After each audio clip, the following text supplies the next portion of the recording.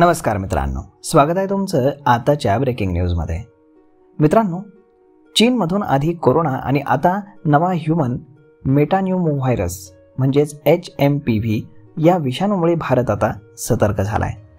जगभरामध्ये 70 लाखांहून अधिक लोकांचा बळी घेणाऱ्या कोविड-19च्या साथीच्या उद्रेकानंतर 5 वर्षांनी चीनमध्ये आणखी एका विषाणूनं थैमान घातलंय।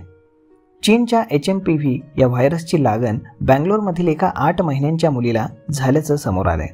त्यामुळे भारत सरकार अलर्ट मोडवर आलंय। या नव्या विषाणूचं नाव ह्यूमन मेटान्यूमो व्हायरस म्हणजेच HMPV हे आहे। या विषाणूची लागण झालेल्या रुग्णांमध्ये श्वास घेण्याला त्रास आणि फ्लू सारखी लक्षणं दिसून येतात।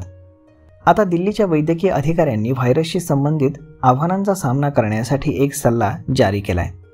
मुख्य सेवा महासंचालक डॉक्टर वंदना बग्गा यांनी मुख्य जिल्हा वैद्यकीय अधिकारी आणि ICDSPच्या राज्य अधिकारी कार्यकारी यांच्या समवेत बैठक घेऊन दिल्लीतील श्वसन रोगांचा सामना करण्याच्या तयारीबद्दल चर्चा केली।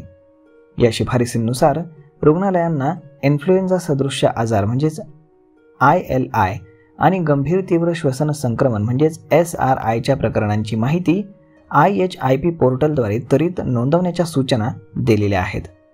संशयित रुग्णांसाठी कडक विलगीकरण प्रोटोकॉल आणि खबरदारीचा वापर अनिवार्य करण्यात आलेला आहे। अचूक देखरेख सुनिश्चित करण्यासाठी रुग्णालयांनी SRI प्रकरणे आणि प्रयोगशाळेमध्ये पुष्टी झालेल्या इन्फ्लुएन्झा प्रकरणांची योग्य कागदपत्र सादर ठेवण्याचं आवाहन केलंय। सौम्य रुग्णांवरती उपचार करण्यासाठी ऑक्सिजन तसेच पॅरासिटामॉल आणि अँटीबायोटिक आणि इतर कफ सिरपची उपलब्धता राखण्याचे निर्देश देण्यात आलेले आहेत।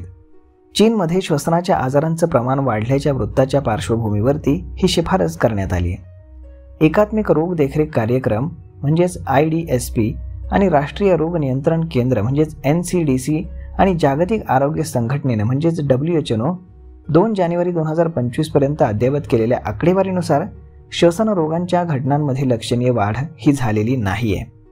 त्यामुळे हा विषाणू जो आहे त्याची लक्षणं अगदी सामान्य सर्दीसारखीच आहेत। सामान्य प्रकरणांमध्ये यामुळे घशामध्ये खोकला, नाक वाहणं किंवा घसा खवखवणं हे होतं। लहान मुलं आणि वृद्धांमध्ये HMPVचा संसर्ग हा गंभीर होऊ शकतो। कमकुवत रोगप्रतिकारक शक्ती असलेल्या लोकांमध्ये हा विषाणू गंभीर आजाराला देखील कारणीभूत ठरू शकतो। HMPVमुळे फ्लू सारखी लक्षणं उद्भवतात। विषाणू सहसा श्वसन मार्गावरती परिणाम करतो, परंतु कधीकधी श्वसन मार्गाच्या खालच्या भागात देखील संसर्ग हा होऊ शकतो। हिवाळा आणि वसंत ऋतूच्या सुरुवातीला HMPV संसर्ग अधिक सामान्य आहे। HMPV आणि SARS-CoV-2 म्हणजेच कोविड-19 साठी जबाबदार असणारा व्हायरस हे वेगवेगळ्या व्हायरल कुटुंबातील आहेत, परंतु त्यांच्यामध्ये आश्चर्यकारक साम्य आहे, ते म्हणजे त्यांच्या लक्षणांमध्ये। दोन्ही विषाणू प्रामुख्यानं मानवी श्वसन प्रणालीला लक्ष्य करतात, त्यामुळे सौम्य ते गंभीर संक्रमण हे होऊ शकतं। HMPV आणि कोविड-19 प्रमाणे श्वसन थेंबांद्वारे आणि प्रदूषित पृष्ठभागाच्या संपर्काद्वारे तो पसरला जातो। ताप, खोकला, घसा खवखवणं आणि श्वास लागणं ही दोन्ही विषाणूंच्या संसर्गाची सारखीच लक्षणं आहेत। HMPV आणि कोरोना व्हायरसप्रमाणे मुलं, वृद्ध आणि या लोकांना संक्रमण हे पटकन होऊ शकतं, त्यामुळे काळजी घेण्याचं आवाहन देखील करण्यात आलेलं आहे। त्यामुळे मित्रांनो, अशा पद्धतीनं ही HMPV आजाराची लक्षणं आहेत। तर अशी लक्षणं जर तुमच्या आसपासच्या व्यक्तीला दिसत असतील किंवा तुम्हाला दिसत असतील तर आजच रुग्णालयामध्ये जा आणि तपासणी करून घ्या।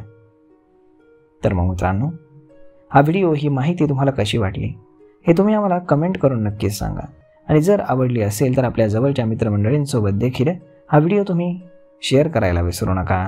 धन्यवाद।